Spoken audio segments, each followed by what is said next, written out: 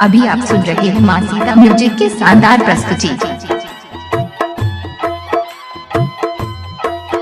बाजू बाजू जगत जननी जगदम्बा की।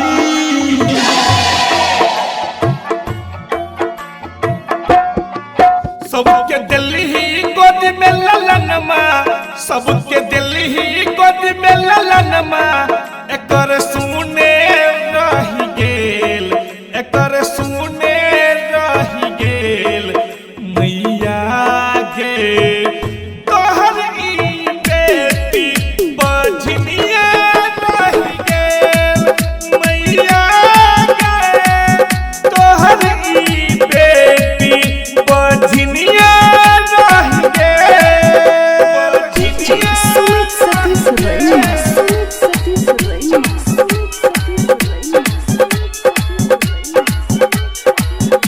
बाजू बाजू जगत जननी जगदम्बा की।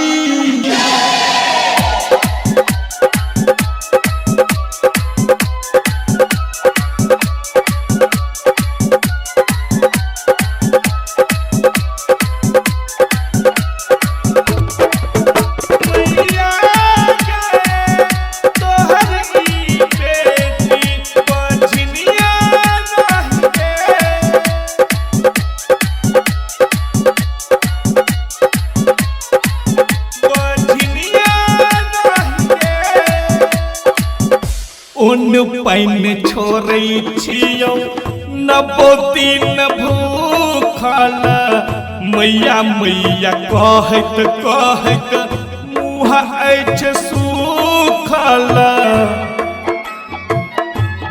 हाँ उन पाइन छोड़ै छियौ नबोदिन भूखल, मैया मैया कहत कहत मुँह अछि सूखल। सबके दिल ही दू चारि गो बउआ एक बुचियो नहीं भेल, सबके दिल ही दू चारि गो बउआ एक बुचियो नहीं भेल मैया गे तोहर ई बेटी बझनिए रही गेल मैया गे तोहर ई बेटी बझनिए रही गेल बझनिए रही गेल। अभी आप सुन रहे हैं मां सीता म्यूजिक की शानदार प्रस्तुति। बझनिए रही गेल। अन्न धन भरल अछि किछो के ने दुख अछि, भरि दे गोदिया हमर अहिटा के भूख अछि। हाँ अन्न धन भरल अछि किछो के ने दुख अछि, भरि दे गोदिया हमर अहिटा के भूख अछि।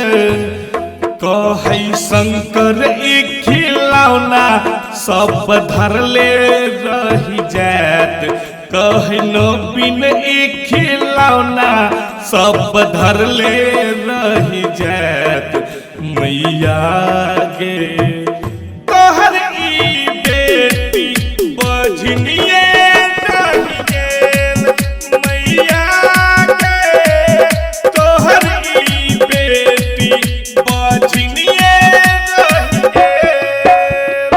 अभी आप सुन रहे थे मां सीता म्यूजिक की शानदार प्रस्तुति।